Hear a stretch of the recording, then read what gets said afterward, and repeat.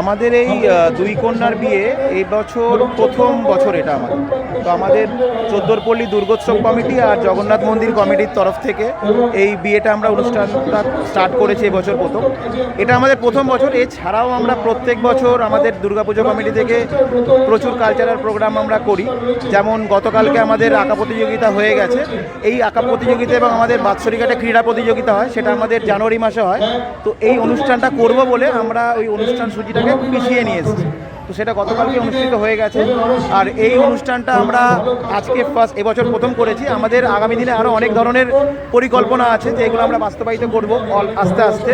কারণ আমাদের যে কমিটি, আমাদের যে দুর্গাপুজোটা আমরা করি, সেটা প্রত্যেক কমিটি মেম্বাররা নিজেদের হৃদয় থেকে করে। সুতরাং সেটা হতে পারে একটু ছোট মাত্রায়, আমরা ছোট মাপে আমরা করি। আগামী দিনে এই মাত্রাটাকে আমরা বড় জায়গায় নিয়ে যাব।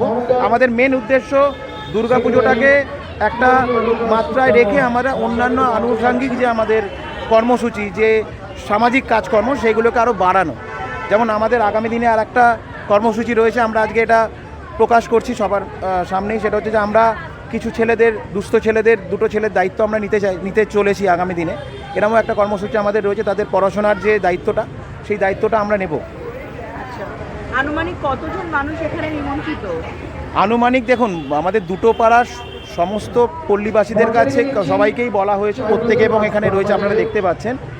আমরা সকলের কাছে মানে নিজেদের তরফ থেকে প্রত্যেক পুরো মন্দির কমিটি এবং পুজো কমিটির তরফ থেকে আমরা তাদের কাছে গিয়েছি, তাদের কাছে বলেছি, তারা আহ্বানে সাড়া দিয়েছে এবং প্রত্যেকে এসছে। আনুমানিক আমার যা ধারণা, মোটামুটি 1000 লোক তো আমাদের এখানে রয়েছে ওভারঅল। নবদম্পতিকে কি বলে আশীর্বাদ করব? নবদম্পতিকে এটাই বলে আশীর্বাদ করব আমরা, যাতে তাদের আগামী দিন, আগামী ভবিষ্যৎ মধুরময় হোক, ভালো হোক, এবং আগামী দিন তারা যেন একসাথে তাদের বৈবাহিক জীবনটাকে বয়ে নিয়ে চলে।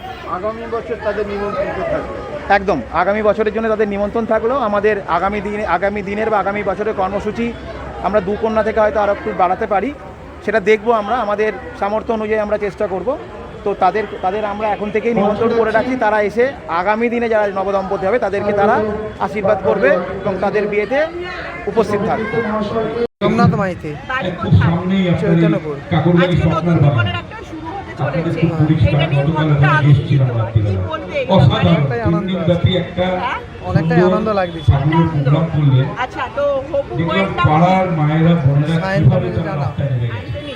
আচ্ছা, তো এই যে বিয়ের যাবতীয় দায়িত্ব, সেটা কারা বহন করছে? ক্লাব থেকে বনশ্রী মান্না, ধর্মপুর। এই যে আজকে নতুন একটা জীবন শুরু করতে চলেছো, এইটা নিয়ে কি বলবো? কতখানি আনন্দিত আর কতখানি ভয়? আনন্দ তো আছেই, কিন্তু একটু তো ভয় থাকবে। আচ্ছা, এই যে তোমার যে এই যে বিয়ের যাবতীয় যে দায়িত্ব, সব কারা বহন করছে?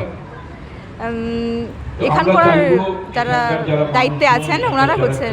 আমি ঠিক ওনাদের নাম জানি না, তবে ওনারা করছেন। আচ্ছা, বহন করছে। হ্যাঁ হ্যাঁ, পুরোটাই বহন করছেন উনি। আচ্ছা, শ্বশুর বাড়ি কোথায় হচ্ছে? ইচ্ছাপুর।